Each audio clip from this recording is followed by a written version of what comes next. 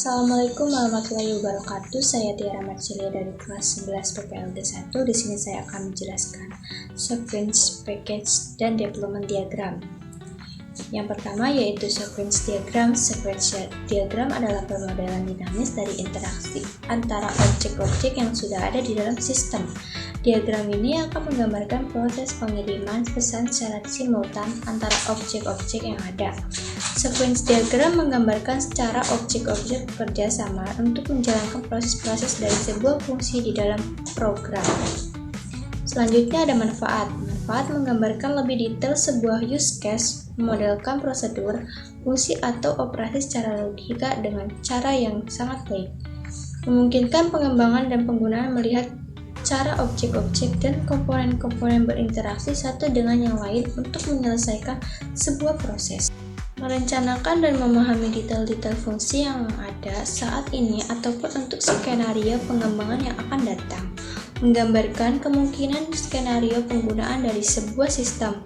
Sequence diagram dapat digunakan untuk memastikan bahwa setiap logika skenario penggunaan telah ditelusuri. Selanjutnya simbol-simbol. Yang pertama, lifeline digunakan untuk menggambarkan objek-objek yang terlibat dalam interaksi yang digambarkan. Yang kedua, message adalah pesan yang dikirimkan dari sebuah objek ke objek yang lain. Pesan digambarkan dengan anak panah. Yang ketiga, self message adalah pesan yang dikirimkan untuk sebuah objek ke objek itu sendiri. Yang keempat, action message adalah pesan yang dikirimkan untuk memanggil metode yang dimiliki oleh suatu objek dan menjalankan proses lain meskipun proses sebelumnya belum sejelas. Yang kelima yaitu reply message adalah pesan yang dikirimkan kembali oleh sebuah objek ke objek lain sebagai balasan dari pesan yang dikirimkan sebelumnya. Selanjutnya ada gambar dari sequence diagram. Selanjutnya simbol-simbol. Yang keenam, create message adalah pesan yang dikirimkan untuk membuat sebuah objek baru. Yang ketujuh, async signal message adalah pesan yang dikirimkan untuk melakukan sinkronasi dari suatu device pengirim dan penerima. Yang kedelapan, delete message adalah pesan yang digunakan untuk menghapus sebuah objek dihapus oleh pesan. Lihat sequence diagram tersebut menggambarkan fungsi peminjaman atau transaksi yang ada di dalam sebuah sistem perangkat lunak perpustakaan. Package diagram digunakan untuk menampilkan kelas diagram yang kompleks menjadi terlihat lebih sederhana. Jika sistem yang dikembangkan berukuran besar, seringkali Anda akan mempunyai jumlah kelas yang banyak dan relasi antar kelas yang terlihat berantakan. Dengan mengelompokkan kelas-kelas tersebut dalam sebuah package, diagram akan tampak lebih sederhana. Mengelompokkan kelas dalam sebuah grup dilakukan dengan memperhatikan. Yang selanjutnya simbol-simbol. Yang pertama, package digambarkan dengan sebuah persegi panjang yang mempunyai tab kecil di bagian atasnya. Simbol package yang digunakan sama dengan diagram yang lain. Kedua, nama package ditempatkan di tab atau di bagian dalam dari persegi panjang. Yang ketiga, ketergantungan atau dependencies digambarkan dengan. Yang keempat, menggunakan anak panah dengan garis putus-putus. Yang kelima, sebuah package bergantung pada package yang lain. Jika perubahan pada sebuah package yang lain mungkin saja memaksa perubahan pada package yang pertama. Selanjutnya ada development diagram, merupakan sebuah diagram yang memodelkan aspek fisik dari sistem berorientasi objek. Development diagram adalah salah satu jenis diagram dari UML atau Unified Modeling Language yang digunakan untuk memvisualisasikan arsitektur fisik dari sistem.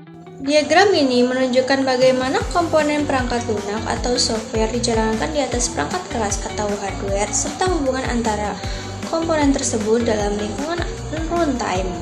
Selanjutnya tujuan. Tujuannya yaitu menampilkan struktur dari sistem pada saat dijalankan. Yang kedua, menampilkan perangkat keras yang digunakan agar sistem dapat diimplementasikan dan link antara berbagai tem dari perangkat keras tersebut. Yang ketiga, memodelkan elemen-elemen perangkat keras secara fisik dan jalur komunikasi antara mereka. Yang keempat, dapat digunakan untuk merencanakan arsitektur sistem, digunakan untuk dokumentasi development. Selanjutnya, simbol-simbol. Yang pertama, nodes. Nodes digambarkan menggunakan simbol balok. Node dapat mewakili sebuah perangkat lunak atau perangkat keras. Sebuah node dapat ditempatkan di dalam node yang lain. Simbol node sama dengan node yang pada diagram-diagram sebelumnya. Yang kedua, asosiasi. Asosiasi atau hubungan menggambarkan hubungan kerja antara dua node. Asosiasi digambarkan menggunakan sebuah garis seperti hubungan asosiasi pada diagram-diagram yang sudah dijelaskan sebelumnya. Yang ketiga, ketergantungan atau dependensi.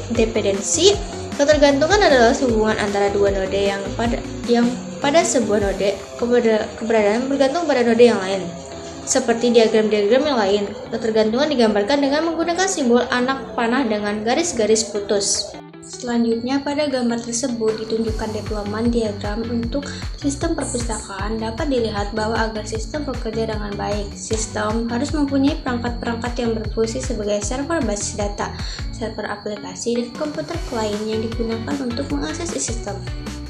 Selanjutnya, jika sistem perpustakaan dibuat agar dapat memberikan layanan online kepada pengguna sehingga pengguna dapat mencari ketersediaan buku, jurnal, atau e-book melalui internet, deployment diagram akan berubah menjadi seperti yang ditunjukkan oleh gambar tersebut. Sekian dari saya, terima kasih dan maaf bila ada kesalahan. Wassalamualaikum warahmatullahi wabarakatuh.